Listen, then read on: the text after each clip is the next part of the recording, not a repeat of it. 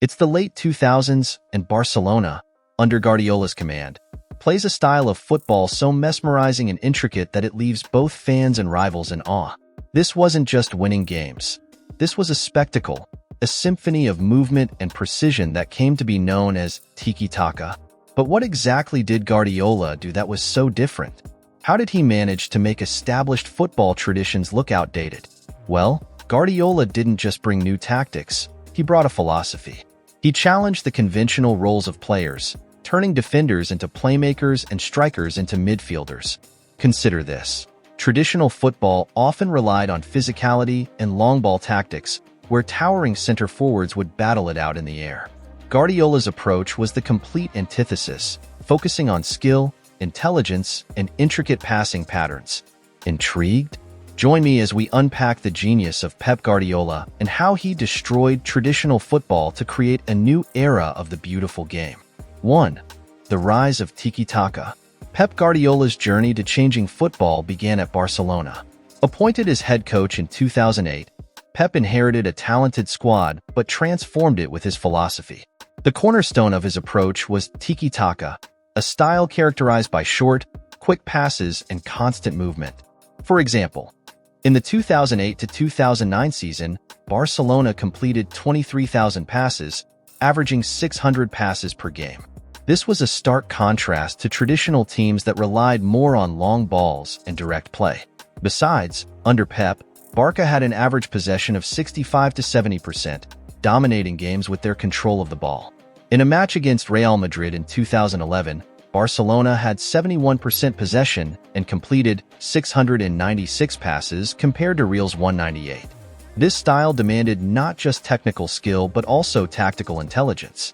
Players had to constantly move, find space, and make quick decisions as opposed to the traditional approach of static positions, and physical battles seemed outdated against this fluid, dynamic style. 2. Inverted fullbacks. One of Guardiola's most innovative tactics was the use of inverted fullbacks. Traditionally, fullbacks stay wide and push up the flanks to support attacks. Guardiola changed this by having his fullbacks move into central midfield during possession.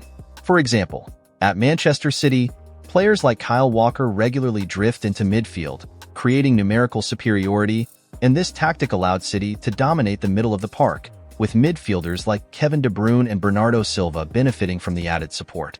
In the 2020 to 2021 season, City completed an average of 670 passes per game, with a significant portion of these passes occurring in the central areas.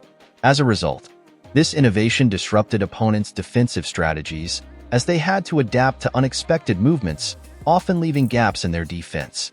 3. False nine role. Guardiola popularized the false nine role with Lionel Messi at Barcelona. Instead of a traditional striker, the false nine drops deep into midfield, dragging defenders out of position and creating space for wingers and midfielders to exploit. For example, Messi's false nine role was pivotal in Barca's 6-2 win over Real Madrid in 2009. Messi scored twice and assisted once, constantly pulling defenders out of their zones. As a result, Messi scored 38 goals and provided 18 assists in the 2008 to 2009 season, showcasing the effectiveness of this role. Overall, this tactic forced teams to rethink their defensive strategies. Man-marking became less effective, and traditional center backs struggled to adapt to the fluidity and movement of the false nine. 4. High pressing and counter-pressing. Guardiola's teams are known for their relentless pressing. They press high up the pitch to win the ball back quickly and counter-press immediately after losing possession. For example, in the 2019 to 2020 season, Manchester City had a pressing success rate of 32%, one of the highest in Europe. Similarly, City averaged 15.6 recoveries in the final third per game in the 2018 to 2019 season, showcasing their effectiveness in winning the ball back high up the pitch. Overall, this style of play put immense pressure on opponents, forcing them into mistakes and disrupting their build-up play. It required high fitness levels and tactical discipline, making it difficult for traditional teams to cope. 5. Positional flexibility. Guardiola often changes players' traditional roles, utilizing their skills in various positions. This positional flexibility is a hallmark of his teams. For example, Joshua Kimmich at Bayern Munich played as a right-back, central midfielder, and even a center-back under Guardiola. Also, at Manchester City, Fernandinho, primarily a defensive midfielder, played as a center-back in the 2019-2020 season, showcasing Pep's trust in his players' versatility. As a result, this approach made Guardiola's teams unpredictable and adaptable. Opponents found it challenging to prepare for matches as players constantly switched roles and positions. 6. Emphasis on technical skill. Guardiola prioritizes technical ability over physicality. His teams are filled with players who are comfortable on the ball, regardless of their position. For example, Guardiola transformed Eric Garcia, a young center-back, into a confident ball-playing defender at Manchester City. Besides, Guardiola's teams consistently have high pass completion rates. In the 2017-2018 season, Manchester City had a pass completion rate of 89%, the highest in the Premier League. Overall, this emphasis on technical skill elevated the overall quality of play as opposed to traditional teams, which often relied on physicality, struggled against Guardiola's technically proficient sides. 7. Youth development.